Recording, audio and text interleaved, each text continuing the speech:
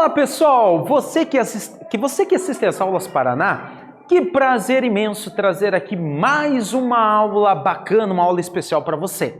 Eu sou o professor Varley e aqui nós, juntamente com a equipe de gravação do estúdio, nós vamos fazer a melhor aula possível para que você, na sua casa, no conforto, não sei de onde você está assistindo essa aula, para que você tenha o melhor possível, porque você merece uma boa aula, não é verdade? Então vamos lá, pessoal. Nessa aula nós temos vários objetivos, que eu posso sintetizar do seguinte modo. Assim, pessoal, a aula de hoje você vai compreender o efeito fotoelétrico, você vai compreender a radiação do corpo negro, o surgimento da mecânica quântica. Pessoal, posso dizer assim que você vai compreender o surgimento da mecânica quântica. E é claro, você tem alguns objetivos. Pessoal, primeiramente que você utilize sabe aquele poder de imaginação? Por que eu falo isso? Porque, pessoal, o diferencial de Albert Einstein é que ele conseguia imaginar as coisas. A maioria muitos fenômenos físicos, pessoal, não é fácil você fazer um experimento. E o Einstein ele conseguia montar esse experimento na sua cabeça. Por isso que ele foi um gênio. É claro que a gente, né, nem se comparando com eles, né, nem você com eles, nem eu com ele, né, ou com a geração deles, né, de Einstein, de Niels Bohr, essa galera. Mas a gente pode, né, pessoal, imaginar, né? Até porque nada é proibido. A gente pode imaginar essas coisas, não é verdade? Então vamos lá. Pessoal, vamos falar um pouquinho da luz. O surgimento da mecânica quântica, pessoal, ele veio a partir do estudo da emissão da luz, tá? Por que um material, quando ele está aquecido, por que ele emite luz? E por que quando ele está frio, ele não emite nada? Essa foi a questão que deu origem à mecânica quântica. Só que, é claro, primeiramente, vamos voltar um pouquinho. Pessoal, o que é luz? O que é luz? Afinal, o que é luz? Pessoal, você deve lembrar que a luz, a primeira teoria foi defendida por Isaac Newton. Isaac Newton, ele fez um furo no seu quarto e pegou um prisma e a luz, ao passar por esse prisma, ele conseguiu separar ela nas 7 cores que compõem o arco-íris. Então ele formula aquela ideia de que a luz é um feixe de partículas. Vale destacar que Newton ele foi confrontado por um cara chamado Huygens. Pessoal, pensa comigo.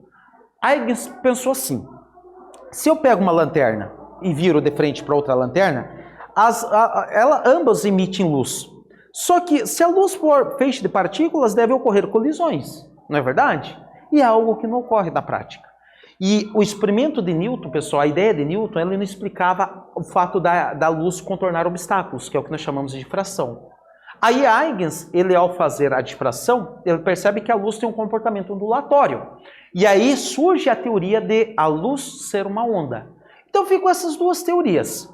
Maxwell, ele chega numa equação para calcular a velocidade de uma onda eletromagnética, e quando ele calcula, a velocidade da onda eletromagnética bate exatamente com a velocidade da luz. E aí ele confirma a teoria de que a luz é uma onda eletromagnética. Os defensores de Isaac Newton, o pessoal da teoria corpuscular, eles ficam meio que de lado. Eles foram deixados de lado. Só que daí entra um cara muito famoso, que você sabe o nome dele, Albert Einstein. Já ouviu falar desse nome? Ele, ao explicar o efeito fotoelétrico, ele comprova que a luz é constituída de fótons, de partículas. Ou seja, as duas teorias, pessoal, são verdadeiras. Como é que o Einstein confirmou a teoria corpuscular? Através do fenômeno chamado fenômeno efeito fotoelétrico. Pessoal, esse fenômeno nada mais é do que a capacidade que a onda tem, que a luz tem, de arrancar elétrons. A luz consegue arrancar elétrons, então, pessoal, para a luz arrancar elétrons, ela tem que se comportar como se fosse um projétil, né? Ela tem que ir, bater e arrancar os elétrons. Pessoal, vale destacar que este fenômeno, o Einstein, ao explicar esse fenômeno, ele ganhou um prêmio Nobel, o prêmio Nobel de 1921. Então, este fenômeno deu ao Einstein um Nobel de Física, né? O prêmio Nobel de 1921. Beleza? Então, não esqueça disso, pessoal. Vale destacar ainda, pessoal, então, que através de Einstein foi confirmado a ideia de que a luz, para ela conseguir arrancar elétrons, ela tem que se comportar como se fosse partículas. E essas partículas, ao colidir com os elétrons, ela consegue arrancar. Beleza? Então não esqueça disso. Olha que interessante isso, não é verdade? Pessoal, é claro, a luz então ela tem dois comportamentos. Cara estudante, não esqueça, você que está na terceira série, né? Uma hora você vai fazer ENEM ou vestibular ou para a sua vida. Se alguém te perguntar o que é luz, você pode afirmar sem medo de errar. A luz, ela se comporta como uma onda, e como uma onda eletromagnética, e ela se comporta como um feixe de partículas. A luz, ela é dual, ela tem os dois comportamentos. Beleza? Se você pegou essa parte, pessoal, vamos fazer uma atividade? Ele fala o seguinte: o comportamento da luz sempre intrigou os cientistas. Newton propôs uma teoria que foi confrontada por Huygens. Em algumas linhas, descreva a teoria defendida por cada cientista. Ou seja, descreva a teoria defendida por Isaac Newton, descreva a teoria defendida por Christian Huygens. Pessoal, e na sequência nós vamos retornar com a solução desse exercício.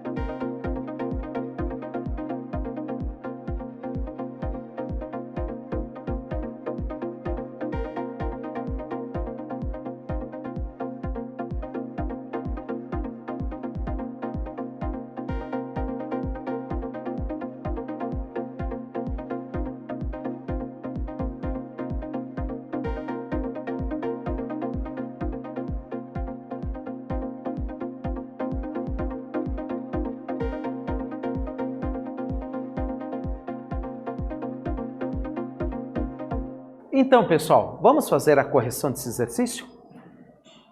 Essa atividade, ele só pede para você, né, a teoria defendida por Isaac Newton, que a luz é um feixe de partícula, a teoria defendida por Huygens, que a luz é uma onda eletromagnética. Pessoal, você deve ter escrito mais ou menos nessa linha. Vamos lá? Para ficar bem completo, Isaac Newton, quando ele conseguiu separar a luz branca nas 7 cores do arco-íris, ele formula a ideia de que a luz é um feixe de partículas. Só que, devido ao problema da difração é a capacidade que a onda tem de contornar obstáculos. Se eu pegar, ou se você pegar o seu dedo e colocar no sol, não forma sombra, porque de algum modo a luz ela consegue contornar o seu dedo. Então, se a luz fosse partículas, ela não conseguiria passar, não é verdade?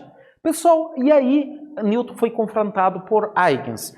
Huygens fez um experimento da difração em que a luz conseguiu contornar obstáculos e ele formulou a ideia de que a luz é uma onda eletromagnética. Pessoal, mais tarde nós sabemos que o Maxwell comprovou a teoria ondulatória e Einstein comprovou a teoria corpuscular. A luz tem os dois comportamentos. Aí você deve se perguntar, tá, professor, mas então o problema da luz contornar meu dedo, como é que ela contorna? Aqui, quando ela consegue contornar, é porque ela está se comportando como onda, tá? Quando ela vai arrancar elétrons de uma placa solar, ela está se comportando como um feixe de partículas. Então essa é a ideia. Pessoal, a natureza ela é estranha e ela é muito bela. É assim que funciona. É esse comportamento que a luz tem. Beleza? É claro, se você pegou isso, vamos falar um pouquinho do início da mecânica quântica. Pessoal, não tem como falar da mecânica quântica sem falar de Max Planck. Olha só o impasse que os cientistas se encontravam em meados de 1900. Pessoal, eles tentaram explicar o porquê que o material, quando aquecido, ele emite luz, e quando frio, ele não emite luz. Então surge a ideia do corpo ideal, o corpo negro, que é um corpo que absorve toda a radiação. Cuidado, todo corpo que absorve bem a radiação, ele também emite bem. Então o corpo negro é um corpo que absorve bem e que emite bem a radiação. Aí eles foram estudar a radiação desse corpo idealizado.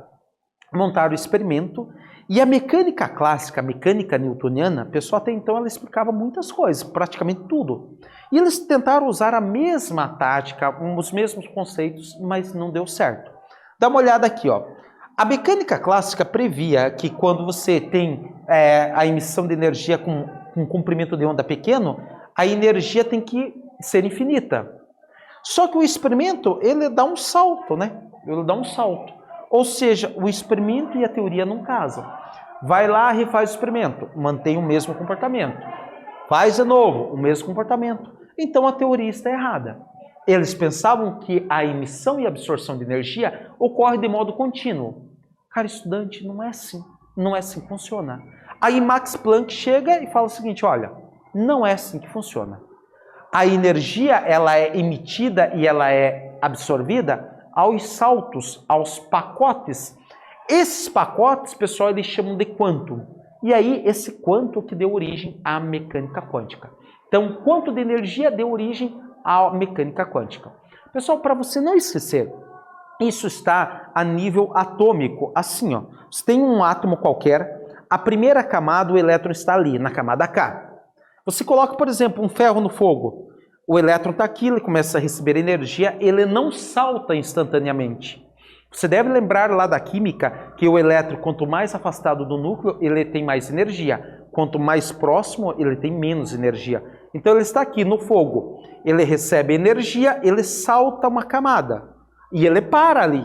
Ele recebe uma quantidade de energia, depois ele salta. Ou seja, a absorção ocorre descontinuamente aos saltos. E ele está lá fora, depois ele emite. A emissão ocorre o caminho inverso. Ele vai se desfazendo dessa energia. Então não esqueça disso, pessoal. Não esqueça. A energia ela é tipo quantizada, porque para saltar de uma camada para outra você precisa uma certa quantidade de energia. E essa quantidade pode ser calculada a partir do que nós chamamos da equação de Planck. O Planck chegou nisso aqui, ó. A quantidade de energia é uma que você precisa para que a matéria absorva uma quantidade de energia, depende da frequência da radiação que chega, multiplicado por uma constante H. Essa constante H é a constante de Planck, pessoal, que vale 6,63 vezes 10 na menos 34 joules vezes segundo. Pessoal, o F é a frequência da radiação e o H é a energia, medida em joules, tá, pessoal? Não esqueça disso. Repare que quanto maior a frequência, mais energia tem. Então, pessoal, cuidado. A luz violeta, ela tem maior frequência, então ela é mais energética que a luz vermelha. Beleza? Não esqueça disso, esses são detalhes. Pessoal, os quantos de energia? Eu já mencionei, né? Então, para a matéria absorver, ela absorve aos pacotes. Para ela emitir, ela emite também aos pacotes. Não esqueça, são os quantos de energia. E, pessoal, assim, então o quanto deu origem ao que nós chamamos de mecânica quântica. A mecânica quântica, ela vem da ideia dos quantos de energia. Beleza? Pessoal, hoje, né, bem provável que se você não fizer um curso de física, você não vai estudar quântica lá, vai fazer a mecânica a teoria do tunelamento. Cara, você não vai entrar nesse algo muito complexo. Você sabe que a mecânica quântica é algo bem complexo. E hoje em dia, pessoal, o que você vê aí na TV, em séries, enfim, a mecânica quântica, eles tentam atrelar muito com a espiritualidade. Pessoal, eu não sei qual é a sua fé, eu não sei, né, no que você acredita, mas uma coisa eu sei, existe a ciência, né? Existe o científico, né, pessoal? E existe a espiritualidade, né? Pessoal, é bem verdade que muitos físicos, né, eles tinham a parte espiritual de cada um, que é algo muito individual. Mas assim, você tentar atrelar a ciência, pessoal, com a espiritualidade, o pessoal tem que tomar muito cuidado, né? Tem várias teorias por aí, mas tem que separar o que é científico e o que é fé, não é verdade? Então, pessoal, não que eles não possam andar lado a lado, não é isso. Mas assim, sabe, tem que tomar um pouco cuidado. Fé é algo muito particular, assim como a ciência, né? A ciência, se você gosta, você vai estudar, cara, você pode ver coisas que talvez eu não veja e assim por diante, mas acima de qualquer coisa eu respeito, não é verdade? Então, pessoal, para a gente fechando a nossa aula, uma atividade. Ela fala o seguinte: a física é dividida em áreas: mecânica clássica, a mecânica quântica e a relativística. Em algumas linhas, descreva cada uma dessas áreas. Cara estudante, você terá um tempo e na sequência nós vamos retornar com a solução dessa atividade.